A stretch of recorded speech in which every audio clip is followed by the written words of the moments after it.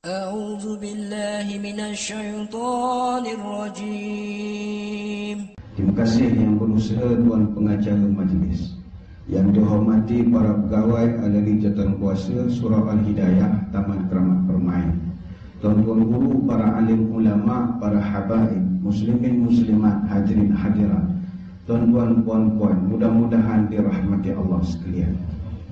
InsyaAllah pada kesempatan malam ini kita akan membicarakan satu tajuk yang tidak kurang pentingnya dalam kehidupan kita, iaitu kita nak kenal dengan salah satu daripada musuh kita, iaitu setan dan juga iblis.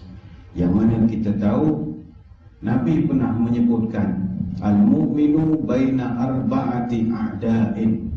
Seorang yang beriman itu baik macam mana pun dia mesti ada 4 musuh. Itu tak boleh elak. Pertama, mukminin yahsiduhu, orang sesama beriman tetapi dengki kepada dia, musuh. Yang kedua, wa munafiqun yubghiduhu, orang munafik yang tidak suka kepada kita. Yang ketiga, wa kafirin yujahiduhu, orang-orang kafir yang berjuang untuk nak menghapuskan agama. Dan yang keempat, wa syaitanin yaftinuhu, dan juga setan yang sentiasa membuat tipu daya kepada kita. Sebab itu perihal setan dan iblis ini mustahak, kerana sekarang ini makin berleluasa maksiat di sana sini. Pulau Pandan jauh ke tengah, Gunung Daik bercabang 3, mata dah kabur, rambut pun beruban dah, disko dan dangdut dia pergi juga. Mana datang itu? Buang cempedak di luar pagar, ambil galah tolong jolokkan. Budak-budak tengah belajar dapat anak buang-buangkan. Itu mana datang perangai itu? Pisang emas dia bawa belayar, masak sebiji di atas peti. Tiket konsert RM100 dia sanggup bayar. Ceramah agama peri dia buat tak reti.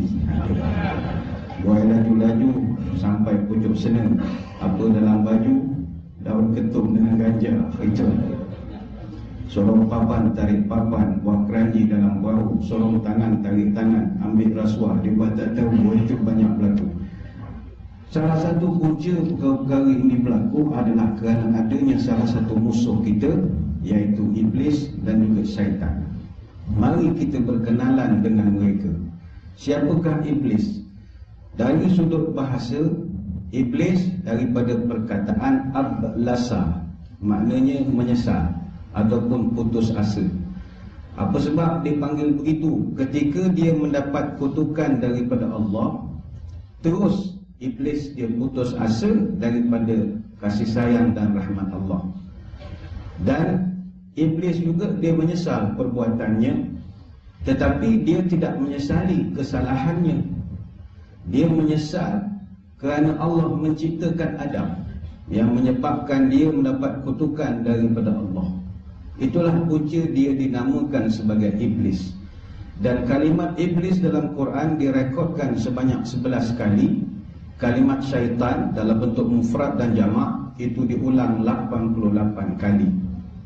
Manakah asal-usul iblis ini? Iblis ini dia salah satu daripada spesies jin. Jin yang kerjanya membangkang ni kerja siang malam. Dan perangai iblis ini dia tidak pernah reti berterima kasih. Dalil bahawa iblis adalah daripada golongan jin itu dirakamkan dalam surah Al-Kahfi ayat yang ke-50. Wa idh qulna lil malaikati isjudu li adama fasajadu illa iblisa kana minal jin fafasaqa an amri rabbih. Ingatlah ketika aku perintahkan kepada malaikat, sujudlah kamu kepada Adam. Semuanya sujud kecuali iblis, kana minal jin, dan adalah dia daripada golongan jin. Fa fasaqa an amri rabbi, kerjanya membangkang saja perintah daripada Allah. Jadi ini dijadikan dalil oleh ulama bahawa iblis itu asal daripada jin. Yang kedua, ulama juga membahaskan iblis ini dia ada keturunan, dia ada family. Dia ada mak bapa, anak, cucu, cicit, semua ada komplit. Dalilnya sambungan dari surah Al-Kahfi ayat yang ke-50. Kana minal jinni fa fasaqa an amri rabbi, afatattakhidunahu wa dzurriyyatahu awliya'a min duni wa hum lakum adu. Iblis itu, kata Allah, dari keturunan jin. Dia membangkang perintah Tuhannya. Akankah kamu afatattakhidunahu, adakah kau hai manusia nak mengambil iblis wa dzurriyyatahu dan keturunannya sebagai kekasih selain dari aku, padahal mereka adalah musuh bagi kamu. Ayat ini menjadi dalil bahawa iblis dia ada keturunan. Timbul persoalan, apa beza pula dengan syaitan? Syaitan asal dari kalimat syutun. Syutun artinya jauh. Ini kerana syaitan dalam Mu'jam Al-Wasit diceritakan, syaitan ini dijauhkan daripada rahmat Allah. Jadi untuk memahami syaitan, pegang kaedah. Jin itu makhluk, syaitan itu sifatnya. Disebabkan sifatnya itu syaitan, maka syaitan ini boleh melekat kepada semua makhluk. Tak mesti jin, tak mesti iblis. Hatta manusia pun kalau dah terlampau jahat, syaitan juga. Dalilnya surah An-Nas ayat yang ke-6, minal jinnati wan nas. Syaitan yang membisikkan was-was itu daripada golongan jin dan manusia. Artinya ada manusia yang memang dia tu syaitan sebenarnya, bukannya orang kalau dah terlampau jahat. Maka syaitan adalah sifat untuk menyebut setiap makhluk yang jahat, suka membangkang, tidak taat, suka membelot, suka maksiat, melawan undang-undang. Ini semua adalah syaitan. Kata Dr. Umar Sulaiman Al-Asqar rahimahullah, "Asy-syaitan fi lughatil Arab yatluqu ala kulli 'adi mutamarrid." Setiap dalam bahasa Arab, syaitan ini digunakan untuk setiap makhluk yang kerjanya dua, suka menentang, suka membangkang. Artinya membangkang hal ehwal agama. Sebab itu syaitan ini kita kena tahu kewujudan dia dan berbahayanya syaitan itu. Hingga kan Nabi SAW, salah satu daripada wasiat dia yang terakhir yang baginda sampaikan kira-kira 2 bulan setengah sebelum Nabi wafat, di lembah Urana di Bukit Arafah, Nabi berkhutbah di depan 144,000 jemaah ketika itu. Mikrofon tak ada, jadi khutbah Nabi diulang-ulang oleh Rabi'ah bin Umayyah bin Khalaf radhiyallahu anhu. Ibaratnya khutbah ini rumusan 23 tahun ajaran Islam. Nabi buatkan summary dalam khutbah itu. Nabi sebut antara konten dalam khutbah adalah peringatan supaya waspadalah daripada tipu daya syaitan. Nabi menyebut, ayuhan nas inna syaitana qad ya'isa an yu'bada fi ardikum hadhihi. Manusia, hari ini syaitan fed up. Dia dah putus asa untuk mengubah kamu sembah dia di bumi bertuah ini, di Mekah ketika itu. Walakinnahu qad radiya an yuta'a fi ma siwa dzalika mimma tuhriquna min a'malikum. Tetapi dia akan bangga kalau dia boleh twist kamu ini esok, menganggap remeh daripada amalan-amalan yang kecil bagi kamu. Ala hal ballaghtu Allahumma syahad. Ya Allah, Nabi ucap, saya dah sampaikan, saksikanlah ya Allah.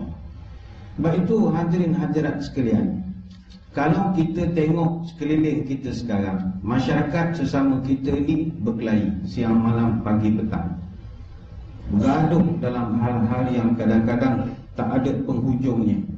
Masalah politik lah, masalah masjid lah, surau lah. Semua ada topik isu pergaduhan masing-masing. Kalau orang masjid surau, ada bergaduh bab kunut, bab sunat qabliyah maghrib, bab batal wudu sebab salam isteri, dia bergaduh pasal tarawih 20 ke atau tarawih 8. Benda-benda lah yang tak berkesudahan. Selawat nak sebut Sayyidina, tak Sayyidina, dan macam-macam lagi. Yang orang politik, dia bergaduh lah cara dia. Dia bergaduh cara masing-masing. Perlu diingat, pergaduhan dan permusuhan itu permainan syaitan. Syaitan ada campur tangan. Sebab itu antara syaitan yang paling tinggi pangkatnya adalah syaitan yang boleh mencerai-beraikan dan menggaduhkan sesama manusia. Tinggi pangkat grade-nya itu. Dan ada satu hadis daripada Jabir radhiyallahu anhu. Nabi bercerita, kata Jabir, iblis ini dia ada satu istana di tengah lautan. Jadi tiap-tiap hari dia akan buat ada assembly. Yuji'u ahaduhum fayaqulu fa'altu kadza wa kadza. Kata Nabi, setiap setan-setan yang bertugas itu akan lapor kepada iblis. Hari ini saya buat apa, kadza wa kadza wa kadza. Saya buat ini, saya buat ini, saya buat ini. Datang orang pertama, setan yang pertama, tuan, hari ini saya berjaya menyebabkan seorang mencuri tuan. Dia curi duit surau, dia pancing dalam tabung, guna lidi, berjaya dia ambil RM2.30. Selamat dia tuan. Iblis dengar saja. Okey, next. Tuan, hari ini saya berjaya menyebabkan orang tu dia rasuah tuan. Dia ambil duit ni. Okey, next. Saya berjaya rompak bank tuan, menyebabkan orang rompak bank. Satu persatu laporan sampai kepada iblis. Tapi kata Nabi, iblis telah memberi respon, fayaqul ma sana'ta syai'a. Ish, kata iblis, kalau setakat itulah pekerjaan kamu hari ini, itu belum buat apa-apa tu, nothing. Itu biasa itu standard saja. Ada yang lagi luar biasa? Iblis tanya. Kemudian Nabi pun cerita, waji'u ahaduhum fayaqulu ma taraktuhu hatta faraqtu bainahu wa baina ahli. Datang satu setan, tuan, hari ini saya berjaya memperandakan rumah tangga orang tuan. Dia punya suami dah berkira-kira nak file perceraian dah. Dia bergaduh, benda kecil-kecil salah WhatsApp group, benda macam tu lah agak dia bergaduh. Dia dah bergaduh besar nak cerai lah. Ada setengah riwayat menyebut, saya telah berjaya memperandakan dua orang Islam. Asalnya mereka berkawan, sekarang mereka bergaduh. Maka Nabi tu cerita, fayudnihi minhu. Iblis yang mendengar cerita setan ini tadi, terus dia datang kepada setan yang ini. Dia duduk atas singgasana tinggi, dia turun ke bawah, dia pergi dekat barisan setan tadi. Wa yaqul ni'ma anta. Kata dia, ini macam anak buah aku, kata iblis. Ini macam best number one. Ini baru buat kerja. Maka ketika itu qala Abu Muayyah marratan fayudnihi minhu, kata Abu Muayyah dalam riwayat lain, maka iblis telah menjadikan setan itu tadi anggota yang sangat dekat dengannya. Hadis riwayat Imam Ahmad. Naik pangkat. Dan kerana dia berjaya menggaduh-gaduhkan antara orang, naik pangkat setan itu tadi. Daripada grade 41 pergi jusasi. Bayangkan. Sebab itu hati-hati. Kita yang bergaduh siang malam pagi petang ini, setan melagakan kita ini. Sama ada setan dalam bentuk jin ataupun setan dalam bentuk manusia. Habis macam mana nak buat ustaz? Itu sebab malam ni kita bincang, apakah cara-cara nak mengelakkan setan-setan ni mengganggu kita. Ada satu kitab, kitab Al-Jin wa Sifatuhum wa Subulul Wiqayati min Syarrihim, karya Syekh Abdul Hamid bin Abdul Rahman Al-Syakhibani rahimahullah. Kitab yang menerangkan jin dan sifat-sifatnya dan macam mana kita nak menghadapi kejahatan mereka. Untuk mengelakkan gangguan iblis dan syaitan, ada amalan-amalan khusus yang diajarkan oleh Nabi SAW. Sebab bisikan syaitan ini, tak ada orang boleh mengatakan saya syaitan tak boleh kacau saya. Jangan. Syaitan ni, dia punya resume kalau minta kerja mahal. Dia pernah goda manusia-manusia terhebat. Adam alaihissalam tu digodanya. Adam ni duduk di mana tuan-tuan? Dalam surga. Surga ni, dia bukan macam kawasan perumahan gated garden Nepal, Bangladesh menjaga. Yang menjaga surga malaikat. Malaikat mana makan rasuah? Bangla minta lesen juga kau terus bagi masuk, tak ada masalah. Tapi malaikat yang begitu strict boleh ditembelkan oleh syaitan. Syaitan boleh masuk. Masuk dia dalam surga. Syaitan juga dalam satu riwayat Nabi bercerita, ada satu ahli ibadah nama Barsisa. Barsisa ni terkenal dalam eskatologi Kristian, eskatologi Yahudi, terkenal the story of Barsisa the worshipper. Itu terkenal cerita ni. Nabi kata itu cerita berlaku zaman Bani Israel. Barsisa the renegade, dengan riwayat dia. Barsisa ni ibadat 220 tahun, anak muridnya saja ada 60,000 orang. Tapi dia digoda oleh setan, akhirnya dia membunuh orang. Asalnya dia minum arak, kemudian dia berzina, lepas zina dia bunuh pula suami perempuan yang dia berzina tu. Tangkap dia polis, nak jatuh hukum, datang setan lagi sekali. Dia merayu setan tolong lepaskan dia. Setan kata, boleh kau tunduk pada aku, kata aku lebih hak bagus daripada Tuhan. Barsisa dia kerana nak lepas diri, tunduk. Ketika dia tunduk pada setan, setan ketawa meninggalkan dia. Allah rakamkan dalam surah Al-Hasyr ayat yang ke-16, kamathalis syaitani idh qala lil insani kfur falamma kafar qala inni bari'um minka inni akhafullaha rabbal alamin. Ingatlah ketika syaitan berkata kepada orang itu, kufurlah engkau. Bila orang itu kufur, dia terus berlepas diri. Dia kata, aku sebenarnya takut kepada Tuhan, Tuhan sekalian alam. Lari syaitan begitu saja. Sebab itu godaan dan bisikan syaitan don't play-play, bukan kecil-kecil. Tuan-tuan ingat syaitan ni kita boleh halau setakat bela ikan puyuh depan rumah. Tak jadi. Orang tua-tua dulu bela ikan puyuh katanya.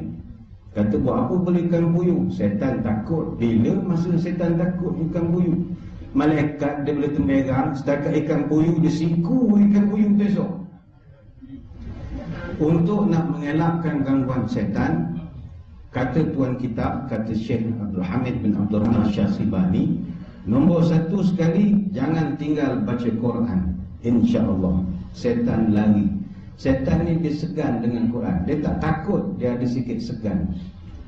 Dalam satu hadis riwayat Muslim, Nabi pernah berpesan, la taj'alu buyutakum maqabir, inna syaitan yanfiru minal baitil ladhi tuqra'u fihi suratul Baqarah.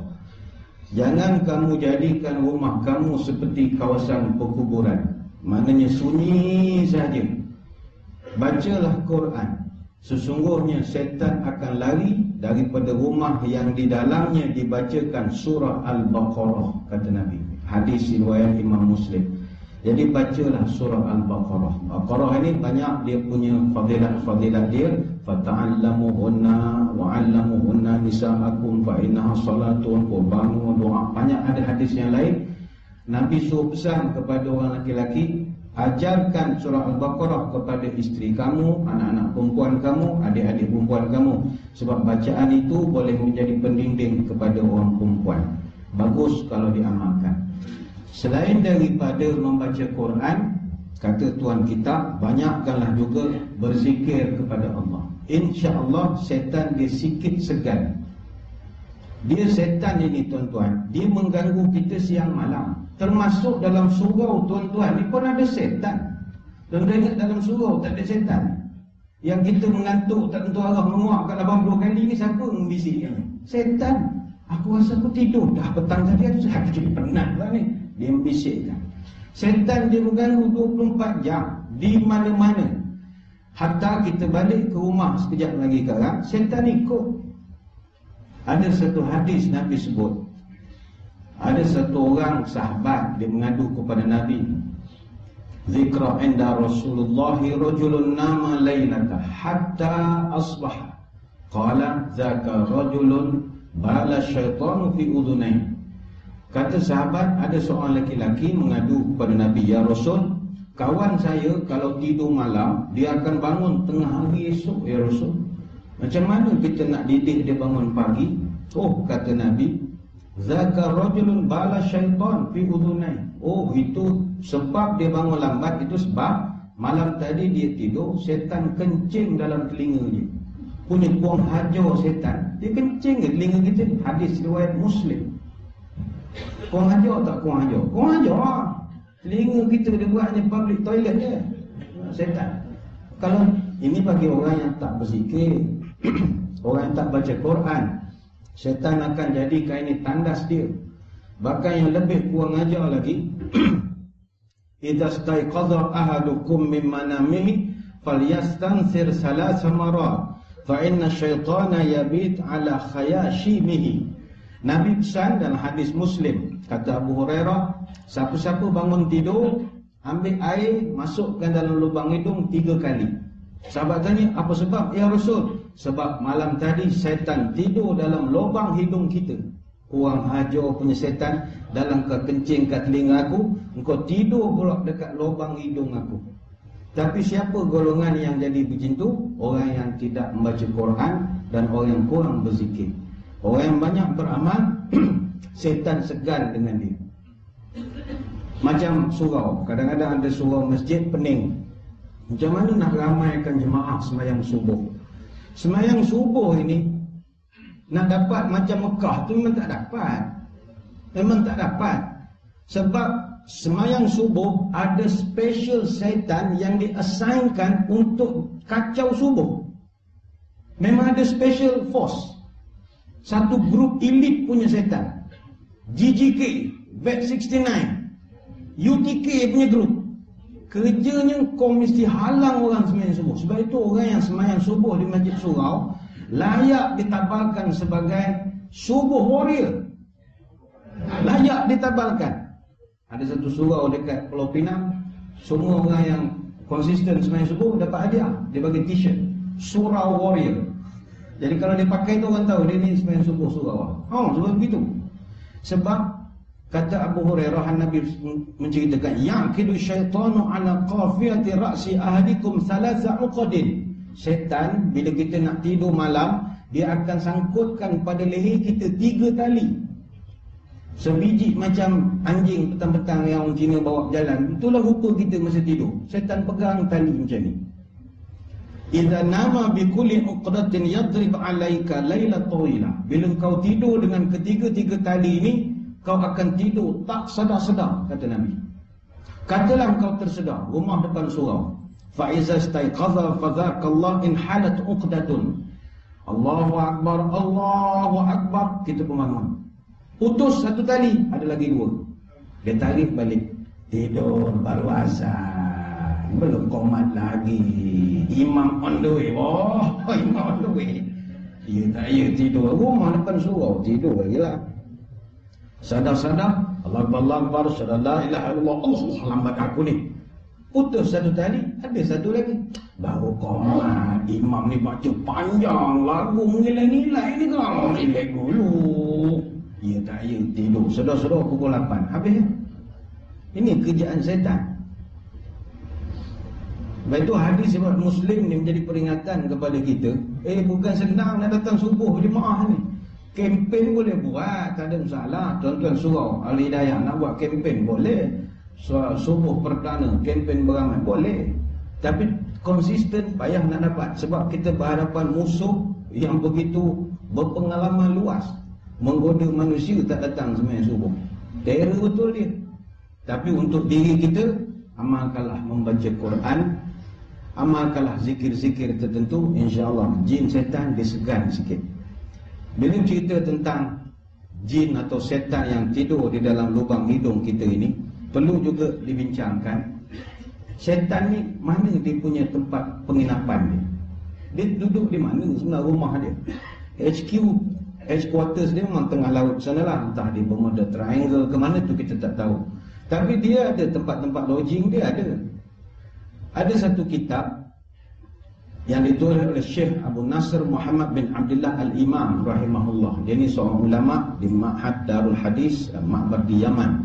Dia buat satu kitab, dia kaji hadis-hadis di manakah syaitan iblis ni tidur kalau dia berada di darat ini. Kalau dia offshore, dia tidur dekat pulau dia tu lah.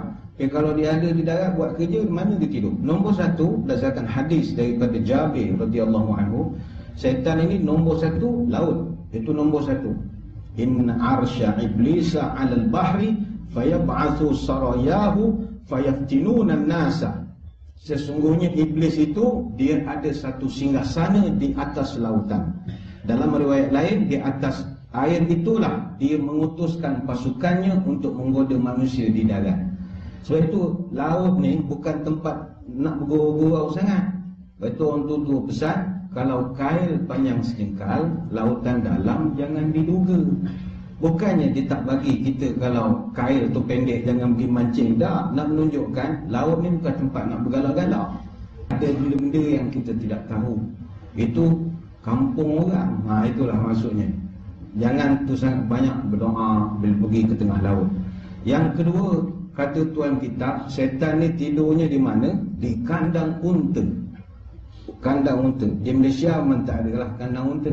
Hadis daripada Abdullah bin Mughaffal radhiyallahu anhu, "Sallu fi marabidil ghanam wa la tusallu fi a'tanil ibil fa innaha khuliqat minasyayatin." Nabi pernah pesan, semayanglah kamu di kandang kambing. Maknanya boleh semayang di kandang kambing, tapi jangan semayang di kandang unta, kerana sesungguhnya di situlah tempat syaitan. Unta, hadis ni riwayat Imam Ahmad dan Ibnu Majah. Unta, kandang unta adalah tempat tidurnya syaitan. Sebab itu ramai orang macam tak percaya, tapi hati-hatilah. Sekarang ni kita kalau buat umrah, itu dilarang dah pergi ke kandang unta, melawat kandang unta. Apa sebab? Dari situlah datangnya penyakit MERS-CoV, Middle East Respiratory Syndrome Coronavirus. Tak ada pula kambing kena sesama tu, lembu kena, unta pula yang kena semua tu. Takkan pelik namanya, sebab kandang itu. Yang ketiga, tempat tidurnya syaitan adalah tandas. Sebab itu kata para sahabat Nabi SAW, kalau masuk tandas, doanya panjang betul, macam doa lepas semayang. Allahumma inni as'aluka al-afwa wal-afiyah fi dunya wa dini wa ahli wa mali. Allahumma astur awrati wa amin wa'ati wa hafadhni min bayni yadayi wa min khalqi wa min yamini wa min shimali wa min fawqi wa a'udhu bi'azmatika an aqtali min tahti. Panjang lagi lah doanya. Sempat Nabi menahan diri dia, agak sempat dia baca untuk masuk tandas. Ya Allah, aku mohon padamu segala kemaafan, jagalah keselamatan aku di dunia, dalam agamaku, keluargaku, hartaku. Panjang doa ni. Kenapa Nabi berdoa panjang? Sebab tandas adalah rumah syaitan. Kita nak masuk rumah dia. Sebab itu kita tak terhafal lah doa sepanjang itu. Baca je lah doa yang popular. Allahumma inni a'udzubika minal khubuthi wal khaba'ith. Tuhan, lindungilah aku daripada gangguan syaitan jantan dan syaitan betina. Serius doa baca doa masuk tandas ni sebenarnya serius. Tapi tak ramai yang mengamalkan sebab kita pandang remeh. Alah, masuk bilik air sini takkanlah doa beri. Jangan, tu rumah dia. Tuan-tuan, ramai orang jatuh kapal terbang, mana lebih ramai mati? Jatuh kapal terbang ke jatuh bilik air? Jatuh bilik air lagi ramai orang meninggal. Sudah-sudah meninggal. Kenapa? Tak, pagi tu ayah masuk bilik air, dia bergurung jatuh. Semua skrip sama je. Jatuh bilik air. Sebab tu rumah dia. Jadi tandas itu hati-hati. Saya dulu masa duduk Jabatan Agama buat audit untuk masjid-masjid, untuk kita bagi star rating lah, nak bagi masjid ni berapa bintang-bintang. Ada satu masjid tu, masjid terbaik, dia dapat anugerah. Tahun sebelum tu dia dapat. Tahun tu dia masuk tanding lagi. Tapi bila kita pergi cek, dia punya pentadbiran bagus. Minta file-file semua kemas lah. Duit keluar masuk, sumbangan orang mana, sumbangan Jumaat mana, proper dia buat. Sangat, memang orang pentadbiran. Surat menyurat, invoice-nya, voucher-nya, gini. Mesyuarat berapa kali, morning prayer berapa kali, mesyuarat pagi, mesyuarat pengurusan, kemas. Kami pergi dia punya bilik air, pintu sengit sebelah, engsel tak ada, didi dia dah atas lantai, macam tak terurus. Jadi kami tanya kepada pengurusi dia, Tuan Haji, tanya Nazir dia, Tuan Haji, minta maaf, pengurusan masjid bagus, maintenance bagus, ada jadual apa semua, tapi kenapa bilik air tak diselenggara elok-elok? Jawapan dia ni sedap, tuan-tuan boleh guna. Minta maaf lah tuan, kami ni jaga rumah Allah, rumah setan kami tak jaga, katanya. Betul juga, apa nak jaga rumah setan? Dia orang setan lah menjaga rumah dia, katanya. Tapi kita di surau kena jaga, sebab di situ punca segala kesucian. Kalau orang yang tak reti fiqh, tak jaga kebersihan, masuk surau kita, efek pula kepada taharah di dalam surau. Nak tak nak kena jaga juga. Tapi next time kalau nak buat surau, saya cadangkan tak payah buat tandas. Tak payah buat. Nak kawasan perumahan macam kita, apa sebab kau nak buang air kecil kat surau? Balik rumah sudahlah, rumah kau sepelaung ke. Sebab dari segi enactment, termasuk di negeri Selangor, untuk nak buat satu masjid, dia kalau ikut undang-undang perlu ada mimbar, mihrab, Menara dia adalah beberapa spek. Tandas tak disebutkan pun. Jadi tandas yang dibuat di masjid-masjid sekarang ini complementary, bukannya compulsory. Artinya kalau orang datang, kita berhak tutup tandas ataupun tak ada tandas. Kan tandas pun orang selalu komplain. Kita buat program penat-penat yang dinilai tandas itulah siang malam pagi petang. Buat letih tukar kapet, bab lampu, cendelia, apa semua panggil ceramah, gerbang-gerbang. Yang dia pompem tandas. So next time tak payah buat tandas. Kalau orang tak nak buang air kecil mana? Petronas lah, apa sini pula. Kami jaga rumah Allah ya, kita jaga rumah setan. Jawab macam tu, padan dengan muka. Hanya jemaah janganlah marah. Dia nak cerita je ya. Tak ada pula viral kan. Oh, dia tak boleh tumpang buang air ke? Tuan-tuan pergi ke bank, berapa orang pernah urusan di bank berjaya tumpang buang air dalam bank? Padahal tuan-tuan beribu dalam bank kan. Buang air kecil pun tak lagi kan. Masjid tak boleh macam tu tak boleh pula orang marah. Jadi setan bila air, dia setan ni, satu dia punya kelebihan, dia boleh tengok kita, kita tak boleh menengok dia. Sebab itu puan-puan balik ke rumah, bila nak buka aurat, itu kena baca doa. Sebab setan dan jin akan tengok aurat kita. Sampaikan dalam satu hadis, Nabi ajarkan bacaan-bacaan dan berdoa ketika buka pakaian. Satru ma baina a'yunil jinni wa aurati bani Adam idza wada'a ahaduhum thawbahu an yaqul bismillah.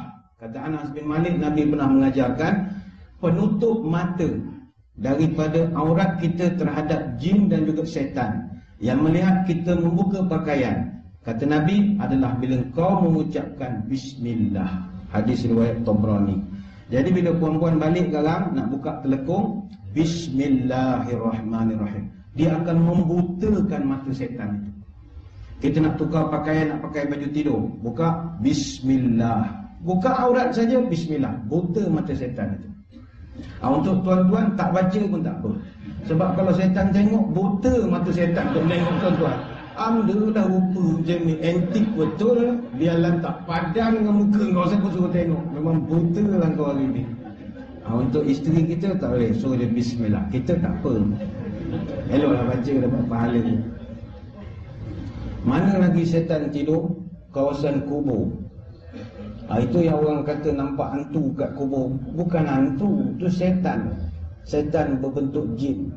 Al-ardu kulluha masjidun illa al-maqbarah wal-hamama. Hadis riwayat Ahmad.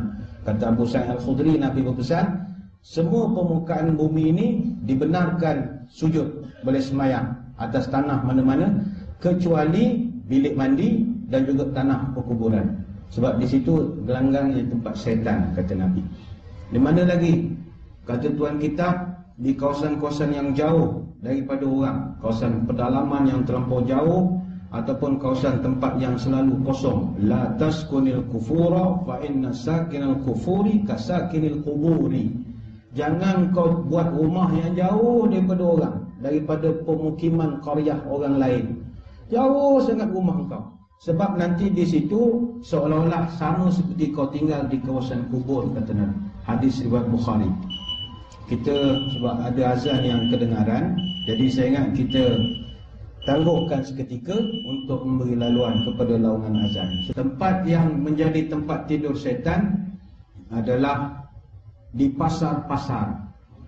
Pasar-pasar. Puan-puan suka pergi pasar kan, Taman Tun lah, pasar Selayang lah, pasar apa. Pasar bagus, tetapi perlu diingat bahawa di situlah lubuknya setan. Termasuklah pasar raya, sama ya, KLCC, Pavilion, Mibeli Mega Mall, Melawati Mall, apa saja mall-mall lah, semua tu lubuk dia. Asalkan mall, lubuk dia.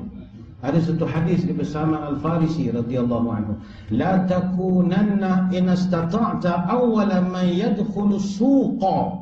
Kata Nabi, kalau engkau mampu, janganlah jadi orang pertama masuk pasar. Oh, itu Nabi pesan. Jangan jadi orang pertama. Pasar buka pukul 10, pasar raya 9.45 congok dah depan pintu. Jangan jadi orang pertama. Wala akhira man yakhruju minha. Dan kau jangan jadi orang paling last keluar daripada pasar. Mana tutup pukul 10, 9.57 tu tak selesai lagi membayar. Mana dah sama dengan orang je keluar, sama dengan pekerja dah keluar. fa innaha ma'rakatus syaitani wa biha yansibu rayatahu.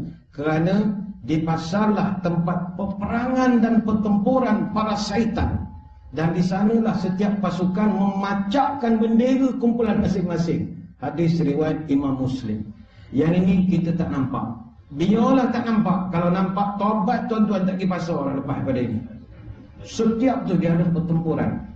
Mungkin dia ada geng-geng jugalah. Setan ini, setan ni. Di situ tempat dia berlawan. Beyblade ni agak di situ gerbang-gerbang dia berlawan sesama dia. Sebab itulah, bukanlah kita nak macam kecil hati pula orang niaga. Sampai hati ustaz sebut saya dalam niaga kat Melawati Mall apa semua ni. Dah cakap macam tu, tak ada mood nak niaga. Jangan. Saya ampang poin saya di kedai. Bukan tak boleh meniaga. Ni cerita tempat-tempat mana setan duduk. Ahabbul biladi ilallahi masajiduha wa abghadul biladi ilallahi aswaquha. Tempat Tuhan paling tak suka di atas muka bumi ini pasar raya. Tuhan paling tak suka. Wa abghadul bilad wa ahabbul bilad, masjid yang paling dia suka. Hadis riwayat Muslim. Tapi bukan makna kita yang dah meniaga di pasar berhenti kerja duduk masjid. Tidak. Di sini kata ulama memberi maksud, kalau pasar ini orang meniaga, dia meniaga ni dia ada dengki pedengki. Kenapa kedai orang banyak? Jadi budaya dengki, hasut menghasut, fitnah memfitnah, potong sana potong sini, ini aura negatif yang Tuhan tak suka. Artinya kata ulama, kalau masjid ada perangai pasar, masjid tu pun Tuhan tak suka juga. Contoh antara pegawai masjid dengki-berdengki, potong-memotong, allowance 850 berebut, 3-4 tahun berebut tak selesai.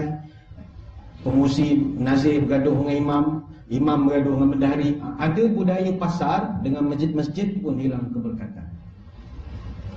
Baik, selesai. Sambung balik. Apakah perkara yang boleh menjauhkan kita daripada setan dan macam mana kita nak berurusan dengan setan? Dah tahu tempat tidur dia apa semua, tak apalah. Yang penting baca Quran, banyakkan zikir.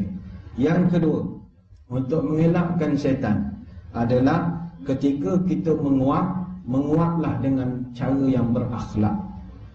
Ammat tasawubu fa innama huwa minasyaitan falyaruddahu mastata'a fa idza qalaha dhahika minhu syaitan. Hadis Bukhari. Kata Abu Hurairah, Nabi pesan, menguap itu adalah amalan setan. Justru kalau kau menguap, hendaklah tahan semampu yang kau boleh dan jangan sampai mengeluarkan bunyi ha. Bila kau bunyi ha, setan ketawa melihat perangai kamu. Mana setan boleh mentertawakan kita. Hadis Bukhari. Maknanya kalau menguap, tutuplah mulut kita, tahan. Jangan tahan menguap sampai tutup mulut, kembang hidung, merah muka. Jangan. Menguap tak ada masalah, buka mulut. Sebab menguap ni kalau tak dibuat, datang penyakit, haram hukumnya. Sebab menguap ni mustahak. Dia proses, dia macam laptop. Laptop kalau terlampau panas, betul laptop kena ada kipas bawah dia, baru sejuk. Otak kita macam laptop, panas. Jadi untuk nak sejuk, otak akan perintahkan mulut supaya buka, udara baru masuk, baru dia sejuk balik. Tapi kita tahan tu mendidih di otak, tak pernah elok sebab tak ada udara masuk. Ini sains punya cerita lah. Saya pun tak tahulah dia ada kantong alveoli lah apa. Saya tak berapa faham istilah perubatan itu. Yang penting, muap tak ada masalah. Tetapi tutuplah dengan tangan kanan ataupun belakang tapak tangan kiri. Dan jangan berbunyi ha. Ada setengah orang sambil bercakap menguap. Kan buruk rupanya. Di mana akhlak? Buruk betul. La ilaha illallah. Kita tak tahu apa dia cakap. Ada setengah orang tidak bercakap, dia berzikir tapi dalam keadaan tak sesuai. Alhamdulillah, bismillah.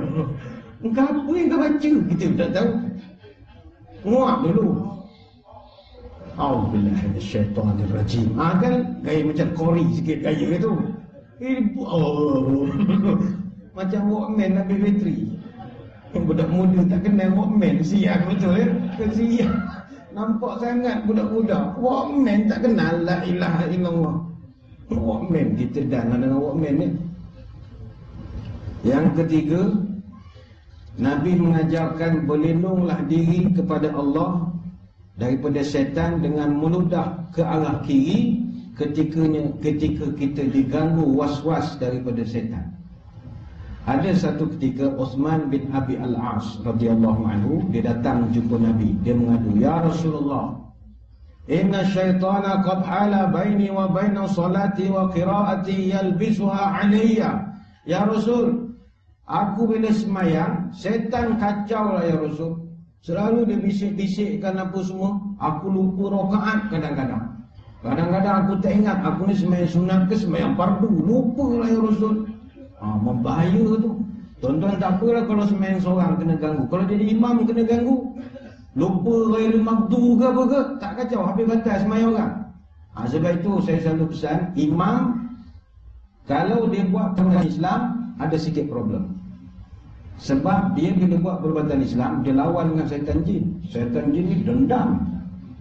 Oh, kau bunuh aku punya anak saudara, kau jaga kau imam. Time dia jadi imam, dia pula lupa nak pagar. Dia tinggi kat telinga ni. Iya kanak, iya kanu, iya kanek, nenek. Itu yang lupa ihdinas sirah kadang-kadang. Lupa ayat wa tawassaw bis-sabr wa tawassaw bil haqq.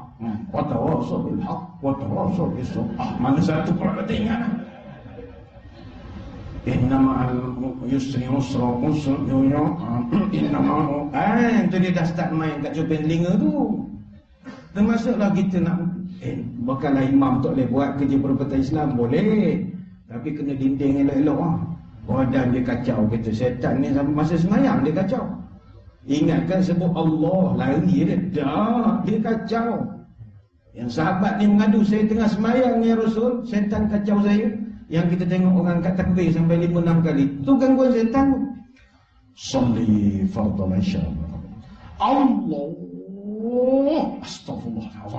Salli Allah, astagfirullah. Kalau dah 3-4 kali setan tu. Maka bila Nabi dengar begitu, apa kata jawab Nabi? Zaka syaitanun yuqalu lahu khinzib. Oh, kata Nabi, itu setan yang mengacau ente itu namanya khinzib. Dia memang ditugaskan khas, perjawatan dia tetap kontrak berpencin di situ. Kerja dia ngacau orang semayang. Khinzib namanya. Fa iza ahsastahu fata'adz billah. Bila kau merasa dibisikkan oleh khinzib akan gangguan-gangguan, fata'awwadz billah watfil ala yasarika thalatha. Kalau kau rasa dia dah mengganggu, pertama sekali kau minta lindung dengan Allah. A'udzubillahi minasyaitonir rajim. Watfil ala yasarika salasa. Dan berludahlah ke kiri 3 kali. Pui. Ludah simbolik, jangan hak tui, jangan macam tu. Letih penuh surau kita kan. Satu kerja nama si. Pui, bukan begitu dia. Simbolik lah. Pui, itu saja. Maka kata Uthman, fa fa'altu zalika fa adhhabahu Allahu anni. Saya pun buat apa yang Nabi pesankan. Setiap kali saya semayang, setan bisik, bang, dah rakaat kedua dah ni. Astaghfirullahalazim. A'udzubillahi minasyaitonir rajim. Saya tidak lagi diganggu oleh gangguan-gangguan setan tersebut. Hadis riwayat Imam Muslim. Jadi ludah ke kiri, dan ludah simbolik. Sama juga tuan-tuan, mimpi ngeri. Contoh tengah tidur mimpi ngeri. Mimpi apa sajalah yang mengerikan kita. Mimpi hantu ke, dah tua-tua ni kan asyik mimpi hantu kadang. Macam puan-puan mimpi kena kejar oleh hantu. Waktu rasa panas dada macam kena tindih. Itu cek elok-elok. Barangkali suami kita agaknya dia tidur lasak, guling-guling, nyanda daripada kita. Ingatkan jin punya. Jadi bila dah bangun tidur, kalau tersedar tengah malam, tadi mimpi hantu. Nabi suruh baca a'udzubillahi minasyaitonir rajim, ludah ke kiri. Pui, tapi simbolik. Jangan ludah betul-betul melompat suami kita kan, Ludah tu macam main-main je, tetapi jadi Nabi ajarkan. Dia memang kita tak boleh nafi, kita semayang sekejap lagi ni kan, berbolong-bolong syaitan datang. Sehingga dalam satu hadis Nabi pernah pesan pada Abu Hurairah, hatta yahtira bainal mar'i wa nafsihi yaqulu uzkur kadza liman lam yakun yazkuru hatta yadhilla ar-rajulu la yadri kam shalla. Dan ketika itu syaitan akan ganggu melintasi orang-orang sembahyang dengan macam-macam perkara. Syaitan akan bisik kepada dia, ingat benda itu bang, ingat benda ini, awak dah rakaat ke itu, rakaat ke ini, sehingga orang itu ragu-ragu berapa rakaat dia dah sembahyang. Hadis riwayat Muslim. Artinya kalau tuan-tuan sembahyang sampai lupa berapa rakaat, itu kejayaan syaitan. KPI dia itu ya, berjaya menjadikan kita ragu-ragu berapa rakaat.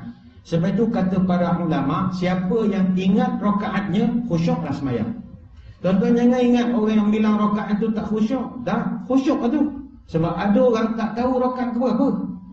Aku dah rakaat ke berapa, aku dah lupa dah. Itu sebab syaitan punya permainan, don't play. Sembahyang pun dia kacau.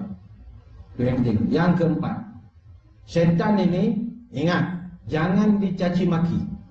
Walaupun dia musuh kita, kita tak dibenarkan maki syaitan. Pelik ya, kalau dalam agama kita ni, kan dia musuh, kenapa tak boleh maki? Musuh, mana boleh dimaki-maki? Artinya Tuhan nak mengajar, kalau syaitan pun kau tak maki, takkanlah sama manusia kau maki amun. Syaitan pun tak dibenarkan maki. Dalilnya, ada satu orang sahabat, kuntu radifun nabi fa'asarat zadabatuhu faqultu ta'iza syaitan. Ada seorang sahabat bercerita, saya pernah membonceng unta Nabi. Naik unta, Nabi drive, saya duduk belakang. Tiba-tiba unta Nabi tergelincir. Masa tergelincir, saya terperanjat. Maka sahabat ni terkeluar daripada mulutnya kalimat ta'isa syaitan. Apa makna ta'isa syaitan? Ini maaf kasar terjemahannya, tapi kalau tak diterjemah macam mana nak fahamnya? Ta'isa ni makna cilaka. Cilaka punya syaitan. Macam itulah. Saya ingat kita pun pernah menyembah begitu. Celaka punya syaitan. Ketika sahabat ni terkeluar daripada mulutnya menyebut celaka punya syaitan, Nabi marah. La taqul ta'isa syaitan. Jangan cakap celaka punya syaitan. Fa innaka idza qulta zalika ta'azama. Ente kalau cakap celaka punya syaitan, nanti itu syaitan badannya jadi besar, kata Nabi. Hatta yakuna mithlal bait. Nanti badannya besar sampai sebesar rumah. Besar syaitan itu nanti. Wa yaqul bi quwwati. Dia akan mendakwa pula kepada syaitan-syaitan yang lain. Tengok, aku terror tak terror, unta Nabi tergelincir. Aku punya pekerjaan. Padahal tak ada kena-mengena pun dengan syaitan. Maka kata Nabi, walakin qul bismillah. Bila tergelincir, terperanjat, melatah, sebutlah nama-nama Allah. Subhanallah ke Alhamdulillah, Allahu Akbar, Astaghfirullah. Apa sajalah yang ada kalimah Allah. Fa innaka idza qulta dzalika tasaghara. Bila kamu berkata sebut nama Allah bila terperanjat atau ketika tergelincir ke apa ke, syaitan yang mendengar akan tasaghara, dia akan mengecil. Hatta yakuna mithla dzura, sehingga syaitan itu jadi sebesar lalat saja. Begitu kecil sekali syaitan itu. Hadis riwayat Abu Daud. Jadi kita kalau lepas ni terperanjat ke atau nak marah sangat pun, jangan sebut nama syaitan pun. Sebab syaitan ni dia sangat bangga kalau dia berjaya mengenakan kita. Padahal itu tak ada kena mengena dengan dia. Jadi jangan mencaci maki syaitan. Yang kelima, kata para ulama, cara untuk menjauhkan daripada syaitan juga adalah ketika marah. Berlindunglah diri kepada Allah ketika marah dan sentiasalah dalam keadaan berwuduk. Ada satu riwayat daripada Sulaiman bin Surad radhiyallahu anhu, diajarkan pada kita bacalah ta'awuz, a'udzubillahi minasyaitonir rajim. Astabba rajulani 'inda an-nabi faghadiba ahaduhuma fashtaddat ghadabuhu hatta tahaja wajhuhu wa taghayyara. Kata Sulaiman bin Surad radhiyallahu anhu, pernah satu hari saya dengan Nabi duduk rehat-rehat, tiba-tiba ada dua orang laki-laki bergaduh. Dia bergaduh begitu bersungguh-sungguh sehingga muka dia orang tu merah. sampai peluh leher penuh berpeluh, dari semua peluh, mana menahan marah. Faqala Nabi, inni la a'lamu kalimatan law qalaha la dhahaba anhu alladhi yajidu. Maka kata Nabi, kamu tengok tu orang bergaduh itu, saya tahu ada satu ayat, kalau dia orang baca ayat ini, nescaya marah dia akan hilang. Lalu Nabi ajarkan, bacalah a'udzubillahi minasyaitonirrajim. Maka kata Nabi, kau pergi pesan ke orang tu. Maka Sulaiman pun pergi, bang sabar bang, sabar, jangan gaduh, relax. Baca a'udzubillahi minasyaitonirrajim bang, baca a'udzubillahi minasyaitonirrajim. Dua orang ni yang tengah bergaduh, memang tengah panas baran ketika itu. Aturabi ba'sun am majnunun an nazhab. Engkau sibuk apa hal? Kau ingat aku gila? Apa baca auzubillah? Sudah, nyah daripada sini, pergi. Sulaiman mengadu ke Nabi, ya Rasul, tak jalan, macam mana ni? Maka kata Nabi, padamkan marah mereka itu dengan berwuduk. Kata Sulaiman, tak berani dah ya Rasul, baru sound sekali saya dah kena sound balik, lagi nak sound. Kata Nabi, suruh berwuduk. Maka pergilah, innal ghadaba minasyaitan wa innasyaitan khuliqa minan nar. Maka dia pergi sekali lagi, bang, ambil air semayang bang, sebab air semayang ni dia sejuk, syaitan ni dia buat pada api akan padam kalau kena air. Dan mereka akhirnya lembut sikit, dia ambil wuduk dan dapat berdamai kembali. Sebab itu sahabat ini kalau bergaduh antara Aus dan Khazraj itu selalu berlaku, ataupun Ansar dan Muhajirin ada berlaku. Tapi cepat sejuknya kerana membaca a'udzubillahi minasyaitonirrajim, atau kalau masih panas lagi, ambillah wuduk. Kalau ambil wuduk pun panas lagi, terjun dalam kolam masjid, insya-Allah selesai. Bagi dia sejuk sikit sebab kita panas. Apa lagi? Yang keenam, kata tuan kita para ulama, berlindunglah kepada Allah ketika membeli kenderaan. Ini ada cadangan-cadangan yang nak beli kereta apa semua atau motor. Ingat, ketika membeli kenderaan, minta jauh daripada syaitan. Satu hadis daripada Zaid bin Aslam radhiyallahu anhu, "Idza tazawwaja ahadukum ra'atan aw ishtara khadiman falyaqul," bila seorang membeli seorang hamba atau kau kahwin dengan seorang perempuan, maka bacalah doa, Allahumma inni as'aluka khairaha wa khaira ma jabaltaha alaihi wa a'udzubika min syarriha wa min syarri ma jabaltaha alaihi. Ya Allah, aku minta padamu kebaikan terhadap benda ini, aku berlindung padamu dari keburukan terhadap benda ini. Nabi sambung lagi, wa iza ishtara ba'ira falyakhudh bi dhirwati sanamihi wal yakul mithla zalika.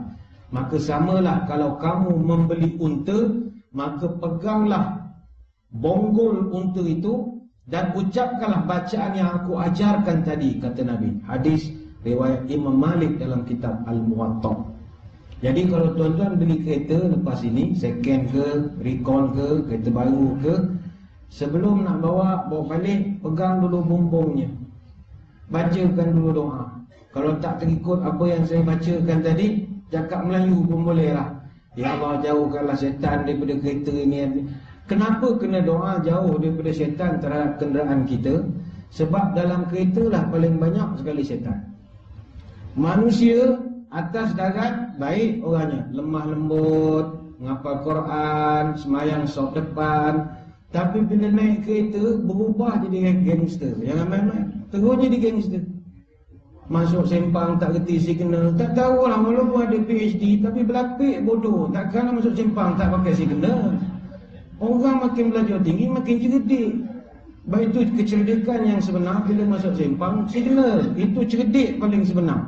Bukannya kau graduate daripada overseas, simpang mesti signal. Mana datang terlampau tak cerdik, bawa macam gila. Orang nak keluar sempang tak pagi, dia akan ada dengki-berdengki. Sebab setan banyak dalam kereta. Ada satu kawan saya ustaz, dia jual satu CD. CD ni macam orang kita kan rumah, kalau banyak sangat jin-jin dah 7-8 keturunan tu susah nak dibuang. Itu kalau lempong dengan garam kasar pun dia makan je garam besok. Memang leceh tu, dah lama dah berpungkor, berakar umbi. Jadi bila Dah terlampau banyak sangat jin ni, ramai orang nak buang jin ni tak erti. Jadi kawan saya buat satu CD. CD tu you pasang saja dekat rumah, dan lebih kurang dalam 45 minit. Dia buat seluruh bacaan-bacaan mengalau jin ni. Surah Al-Baqarah ada, azan 4 penjuru, siap buat Dolby Stereo System. 4 penjuru, speaker ni bunyi, speaker ni bunyi. Real betul dia buat. Biasanya orang beli ni untuk nak masuk hotel. Tuan-tuan kalau masuk hotel, terutama hotel yang tepi pantai dengan atas bukit, oh itu mambang tanah, mambang air, mambang api, semua jenis ada. Setakat Flamingo tak ada apa, orang ramai keliling kita. Main atas bukit Fraser Hill, Cameron Island, Genting Island yang ujung-ujung tu, oh itu Don Play tu, keras-keras semua tu, mambang angin semua ada tu. Kalau tepi laut, Desaru ke Cerating, sebab bukan selalu orang ada. Macam hotel Bandar ni sendiri ada orang. Jadi setengah orang yang bawa anak kecil lah, kita malam-malam dia menangis, susah lah. Kita yang tua ni tak nampak. Habis kuat, kita tidur malangkan dia tiup cuping telinga kita ya, cuping telinga dia tiup. Kita, aduh sejuk cuping telinga. Pontianak ada main dengan kita malam-malam.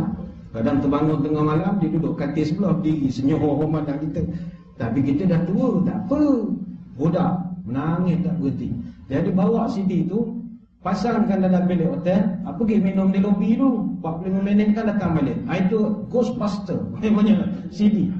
Masa saya beli, saya tidak nak menjual, cerita. Dia cerita, CD ni Syekh, tak boleh pasang dalam kereta. Sebab saya tanya, kalau aku beli, pasang dalam kereta boleh tak? Mana dari Kuala Lumpur balik Kuantan, aku pasang dengar, kata tak boleh. Kalau pasang, ada kemungkinan accident. Jadi begitu pula. Dia kata, ni dia cerita, berapa kereta kita ni banyak makhluk kita tak nampak. Awak bawa kereta buka tingkap. Bila buka tingkap, benda-benda halus ni masuk. Dia tak buka tingkap pun dia masuk, ni kepala buka masuk. Dia bertenggek dalam kereta kita. Dia pun nak jimat tenaga, dia juga nak ke Kuantan naik kereta. Nak terbang letih. Tengok kereta pula jenis tak pernah pasang Quran. Dengan dalam kereta banyak patung bergayut-gayut, beruk lah benda, gayutnya Batman. Tak ada langsung unsur-unsur agama. Letak Quran tu dia segan sikit. Ada tenggek dalam kereta kita. Jadi bila pasang CD tu, dia jadi panas. Bila panas, dia marah kita. Berlaku satu customer, dia kata, dia pasang dalam kereta, tiba dia kata cermin dia gelap. Masuk dalam longkang kereta dia. Lepas tu dalam kereta don't play, ada benda-benda halus begitu. Lepas tu tuan-tuan kalau beli kereta, masuk kereta, bacalah doa. Bismillahirrahmanirrahim, a'udzubillahi minasyaitan. Baca doa. Mudah-mudahan Allah jaga perjalanan kita, tak ganggu kita. Patut sempang tu kona ke kanan, dia jangan bergurau buat kita kona ke kiri. Benda begitulah. Jangan dia mengacau kita. Itu yang keenam. Yang ketujuh, berlindunglah kepada Allah ketika masuk masjid ataupun surau. Orang selalu ingat surau masjid ni tempat bebas setan. Tak, banyak setan dalam masjid dan surau. Saya ingat lagi banyak pada Mega Mall agak, lebih banyak daripada Pasar Raya. Kata Abdullah bin Amr bin Al-As radhiyallahu anhuma, dia cerita Nabi kalau masuk masjid dia akan baca A'udzubillahil azim wa biwajhihil karim wa sultanihil qadim minasyaitonir rajim. Panjang doa ni. Aku berlindung kepada Allah yang Maha Agung dengan wajahnya yang Maha Mulia, kerajaan yang wujud semenjak azali. Jauhkan aku daripada syaitan yang terkutuk. Hadis riwayat Abu Daud. Dalam satu riwayat yang lain Nabi menyatakan, siapa yang mengucapkan doa yang aku bacakan itu, hufiza minni sa'irul yaum, maka orang itu akan dijaga seluruh hari daripada diganggu oleh syaitan. Itu yang ketujuh. Masuk masjid mesti mau jaga daripada gangguan syaitan. Yang ke-8, ketika makan. Hati-hatilah syaitan juga dan iblis mengganggu kita ketika makan. Cara untuk mengelakkan adalah bacalah bismillah. Huzaifah radhiyallahu anhu pernah bercerita, kunna idza hadarna ma'an nabi ta'aman lam nada' aydiyana hatta yabda'a Rasulullah sallallahu alaihi wasallam fayad'a yadahu. Kami kalau makan dengan Nabi, bila dah hidang, kami tak akan sentuh makanan itu kecuali Nabi dulu yang letakkan. Satu hari, kata Huzaifah, ketika makanan telah dihidangkan, tiba-tiba ada satu budak perempuan, dia terus hulur tangan dia mau ambil kuih. Maka ketika itu Nabi terus pegang tangan budak itu. Tsumma jaa a'rabiyyun ka'annama yudfa fa akhadha bi yadihi. Kemudian datang pula satu orang A'rab, orang Badui, orang hulu, duduk di hulu tengah hutan sana. Dia datang, dia pun ulurkan tangan dia. Nabi tepis tangan dia. Lantas kata Nabi, inna syaitana yastahillu ta'ama alla yuzkara ismallahi alaih. Syaitan akan mengganggu makanan yang tidak disebutkan nama Allah kepadanya. Mana terlampau cepat saya ambil nak masukkan dalam mulut. Wallazi nafsi biyadi inna yadahu fi yadayhi ma'a yadiha. Demi zat yang jiwaku berada di tangannya, sesungguhnya syaitan, tangan syaitan itu berada dalam genggamanku ketika aku menepis tangan dua orang itu tadi. Hadis riwayat Imam Muslim. Sebab itu ketika kita bersila nak makan, tuan-tuan jangan pandang ringan gangguan syaitan ketika itu. Masa nak menyembah itulah syaitan paling banyak. Ganggu je ya, semayang kacau, tidur kacau, makan kacau. Bila masa dia tak kacau? Dalam kubur tak kacau juga. Selagi hidup lagi tu dia kacau syaitan. Lepas tu bila nak makan, bacalah doa. Bukan orang main-main baca doa itu. Bila kita tidak membaca doa, syaitan akan ganggu makanan itu. Makanan itu akan jadi mudarat pula kepada kita. Begitu sekarang ni ramai orang penyakit, dapat penyakit kerana makan. Apa sebab? Kerana makanannya itu hilang barakah. Makanan kita nak buang dia punya kalori, tak boleh buang lah. Kalori memang dah tetap.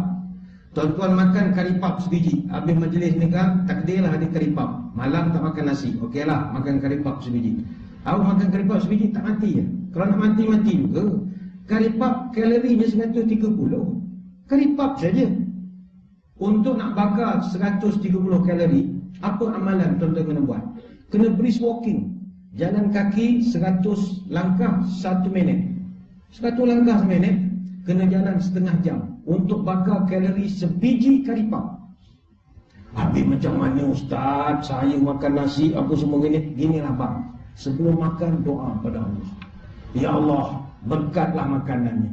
Aku tahu kalori dia tinggi ya Allah, tapi Engkau berkatkanlah aku. Bismillahirrahmanirrahim. Allahumma barik lana fima razaqtana wa qina adzabannar. Kambing aku makan kau jangan makan aku. Amin. Makan bismillah. InsyaAllah tak ada masalah. Asalkan didoakan. Sebab kadang kita ni kadang umur pencen ni tak ada nak makan sangat malam. Tapi kadang ada majlis takkan tak pergi. Kan jadi kesumbang pula.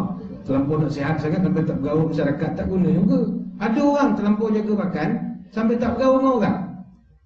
Tak bergaul langsung. Pergi rumah orang masak nasi, tak makan. Makan lauk macam kucing, makan lauk. Tanya kenapa tak makan nasi? Gemuk. La ilaha illallah. Ra'ilah tetamu, makan nasi sikit. Oh, tak boleh gemuk. Mana ada gemuk makan nasi? Gajah sebiji nasi tak pernah makan, gemuk. Mana datang gemuk gajah? Gajah tu tak ada kena-kena dengan nasi. Makanlah nasi. Walaupun doktor kata tak sihat, tapi minta berkat lah. Ya Allah, berkatilah rezeki aku. Aku tahu aku ni sakit, ada penyakit sikit, kenyamanan ada sikit, darah tinggi ada sikit, tapi aku nak meraihkan tetamu ya Allah. Berkatlah rezeki aku, jauhkan pada syaitan. Amin. Makannya lah, bismillah. InsyaAllah Tuhan pelihara. Takkan tak percaya ke Tuhan.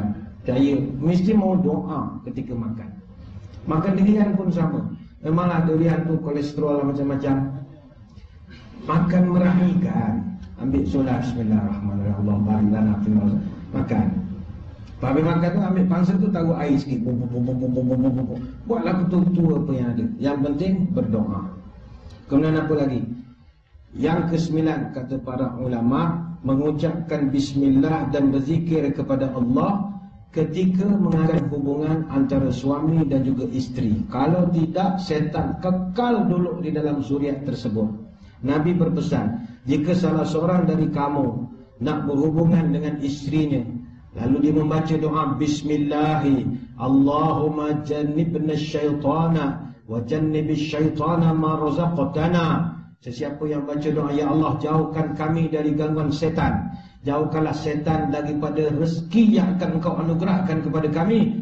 faqudiya bainahuma waladun lam yadurruhu. Maka kalau ditakdirkan pada hari itu dapatlah zuriat daripada hubungan tersebut, maka syaitan lam yadurruhu, tidak akan berjaya memudaratkan anak itu selama-lamanya. Hadis riwayat Bukhari. Baik itu perhatikanlah, kalau anak cucu kita beragam, banyak masalah itu ini, barangkali proses pembuatannya itu dulu barangkali tidak mengikut SOP ISO lah, kalau kita betul-betul. Kalau betul-betul elok, kalau elok proses pembuatannya, insya-Allah syaitan-syaitan ni dia takkan ganggu. Tapi kalau masa proses pembuatannya itu sudah ada campur tangan syaitan, jadi anak kita tu lebih kurang Ahmad Al-Bab saja, lebih kurang ada sikit campur tangan syaitan sebagai orang ketiga dalam hubungan. Itu yang susah tu, nak diberubat apa semua. Pukul 12 menangis, azal pukul 12 menangis, pening kepala. Dah bapa angkat dia datang, bapa angkat dia setan juga. Masa proses dulu dia pun join the club juga. Jadi dia pun datang nak menjara anak dia. Pukul 12 dia datang main baca. Nah. Anak kita nampak takut dengan bertanduk, membuka buku, wah menangis. Kita pun pening kepala. Panggil lah ustaz, lempar garang kasar. Esok menangis lagi. Nak tak berhenti macam mana dia anak Ahmad Al-Bab. Deng. Susah. Jadi bacalah bismillah dan doa-doa tertentu. Yang ke-10, berzikirlah kepada Allah bila kita balik rumah, masuk rumah nanti. Kalau boleh baca, syaitan tak masuk rumah kita. Ada hadis riwayat Jabir radhiyallahu anhu, "Idza dakhala ar-rajulu baitahu fa dzakara ismallahi ta'ala hina yadkhulu wa hina yat'amu qala asyaitanu la mabita lakum wa la asya'a hahuna." Kalau seorang masuk ke dalam rumah, dia berzikir kepada Allah sewaktu dia makan, maka syaitan akan beritahu pada kawan-kawannya, ini rumah no entry, kita tak dibenarkan masuk. Umpama nyamuk, rumah yang telah dispray, dia tak boleh masuk lagi dah. Bacaan itu macam satu penghalang bagi dia. Wala asya'a hahuna, ini malam dinner tak ada. Sebab tuan rumah balik surau tadi, dia baca macam-macam, kita dah kena block, tak boleh masuk dalam. Wa in dakhala falam yadhkur ismallahi inda dukhuli qala syaitan adraktumul mabit. Dan sekiranya kita masuk rumah tanpa menyebut nama Allah, maka syaitan akan berkata pada kawan-kawannya, jom rumah dah buka, kita masuk ke dalam. Oh, kau main happy dia, sama geli dengan tuan rumah masuk dalam rumah. Itu syaitan. Wa illam yadhkur ismallah inda mat'amihi qala adraktumul mabit wal asya. Dan kalau tuan rumah tu balik makan pula dinner, tak baca bismillah, syaitan itu akan kata, wow, malam ni kita dapat bonus, tempat tidur pun ada, makan malam pun ada juga, yahoo, semua mereka kekenyangan. Hadis riwayat Imam Muslim. Maka hati-hatilah. Dan syaitan ni yang paling kita takut sekali dia ganggu kita adalah bukan sekadar di rumah, di surau, di masjid, dalam semayang, dalam keluarga, anak-anak kita. Dia juga mengganggu kita ketika kita nak membuat kerja-kerja kebajikan. Contoh tuan-tuan nak bersedekah, itu paling banyak gangguan syaitan. Contoh surau kita memerlukan dana misalnya untuk nak membina itu, nak elokkan fasiliti prasarana. Kalau ada nak masang itu, nak masang ini, kita pun adalah duit sikit nak bersedekah. Dia akan ada syaitan khusus. Allah Ta'ala sebut dalam surah Al-Baqarah ayat 268, asyaitanu ya'idukumul faqra wa ya'murukum bil fahsya. Akan ada syaitan menakut-nakutkan kamu bahawa kamu akan miskin kerana sedekah itu. Hati-hatilah. Kita baru nak bersedekah kepada surau, kata nak bagi 10,000, dah nekat lah. Suami dah okey, anak-anak pun kata okey lah, ada 10,000 untuk pencen kubur Allah esok. Abang masuk dalam kubur dah tentu boleh rehat lah. 10,000 ni PA system, kita nak bagi cantik, kita bagilah. Baru nak sign check, syaitan pun masuk. Tak payahlah kau sedekah 10,000. Surau ni dia tak reti jaga barang. Esok orang curi. Dia bukan letak elok-elok, membazir dia kau sedekah. Ya tak ya juga, cancel lah, bagi makan free cukup lah. Itu syaitan. Dia akan bisikkan pada kita. Baru nak sedekah, tak payah bagilah kau anak kecil-kecil semua nak pakai duit. Jangankan sedekah, korban baru-baru ni, berapa orang yang boleh buat korban? Satu bahagian, 600 lebih 700. Itu pun tak mampu nak buat. Bukan kita tak nak bagi, setan bisik. Alah, tahun lepas aku dah korban. Nak korban apa tahun ni? Muka kau setiap tahun lepas korban. Korban ni sekali cukup lah. Setan dia akan ganggu kita. Tiap-tiap tahun dia akan ganggu kita. Maka hadirin hadirat sekalian, marilah sama-sama kita mengambil pengajian dan pelajaran pada malam ini, bahawa setan itu adalah musuh kita yang nyata. Maka berusahalah kita untuk melakukan perkara-perkara yang boleh menyebabkan dia itu jauh daripada kita. Sebagai musuh kekal abadi sampai bila-bila, setan dia akan sentiasa mengganggu kita sehinggalah kita tunduk kepada dia. Kalau kita sekali sudah tunduk kepada dia, maka jangan haraplah kita dapat kembali semula ke pangkal jalan. Sebab syaitan ini dia akan tarik kita sesat dan sesat sampailah tak dapat balik nak kembali ke pangkal jalan. Sebab itulah Nabi mengajarkan kepada kita, syaitan ni mesti berusaha untuk dijauhi. Jangan berlawan dengan syaitan. Syaitan ni jangan lawan lah. Hatta ustaz-ustaz yang perbatan Islam pun, diorang pun dah tak lawan dengan jin syaitan. Diorang pun sekarang pujuk je. Dulu je, kalau pergi berubat orang, ada kesurupan ke apa ke, tarik. Bersilat-silat. Keluar sekarang. Aku bunuh kau. Oh, kadang-kadang ustaz tu ambil siap sembelih. Sembelih. Sekarang mana ada, sekarang mujuk ya. Sudahlah. Keluarlah siap. Borak je, rahmatan lil alamin. Kita rahmat kepada jin juga. Keluarlah elok-elok. Pujuk je sekarang. Dulu tak, satu bas halau betul Gunung Semanggul ke mana. Memang bawa sekarang dah ada dah. Sekarang ni main tepuk-tepuk begitu. Sebab syaitan ni Nabi ajar kita naklah minta jauh daripada dia, bukan berlawan dengan dia. Sebab dia akan goda kita sampai kita mati. Itu sumpah dia. Qala fa bima aghwaytani la aqudanna lahum siratakal mustaqim thumma la atiyannahum min bayni aydihim wa min khalfihim wa an aymanihim wa an syama'ilihim wa la tajida aktsaruhum syakirin. Surah Al-A'raf ayat 16 sampai 17. Setan bersumpah depan Allah, Tuhan, aku bersumpah, dek kerana aku kena tendang daripada surga, dek kerana anak keturunan Adam esok, aku akan goda dia sampai dapat. Aku akan goda dia dari arah depan. Kalau dia tepis, aku datang ke belakang. Dia tepis, aku datang ke kiri. Dia tepis, aku datang ke kanan. Aku akan pusing sampai dia lupa. Bila dia lega, aku akan masuk goda dia hingga kau akan dapati, Tuhan, tidak ada lagi hamba-Mu yang reti berterima kasih atas nikmat-Mu, wahai Tuhan. Allah Ta'ala kata kepada syaitan, buatlah kalau boleh. Sebab dalam ayat tu, tuan-tuan tengok redaksi ayatnya, Allah Ta'ala sebut syaitan nak goda dari 4 sudut: depan, belakang, kiri dan kanan. 2 sudut syaitan tak boleh goda, atas dan bawah. Artinya orang yang banyak sujud kepada Allah, syaitan tak boleh kacau. Orang yang banyak doa kepada Allah dari atas, dia juga tak boleh kacau. Banyakkan doa, banyakkan sembahyang. Kain belah pakaian seniman, anak batu buat senjata. Bukankah Allah telah berfirman, syaitan itu musuh yang nyata. Beramallah dengan perkara yang kita bincangkan tadi. Moga-moga ada manfaatnya. Saya ucapkan ribuan terima kasih di atas undangan. Mohon maaf sebarang kekurangan. Moga-moga kita bertemu pada lain-lain kesempatan. Sebelum berpisah, marilah kita menadahkan tangan berdoa kepada Allah. Moga majlis kita ini diberkati oleh Ilahi. A'udzubillahi minasyaitonirrajim. Bismillahirrahmanirrahim.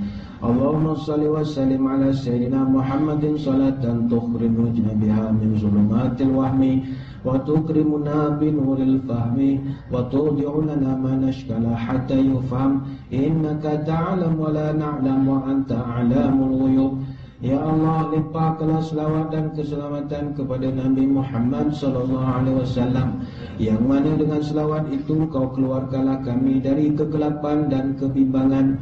Engkau muliakanlah kami dengan cahaya kefahaman. Engkau jelaskan bagi kami apa-apa yang tidak kami fahami, sehingga kami dapat mengerti.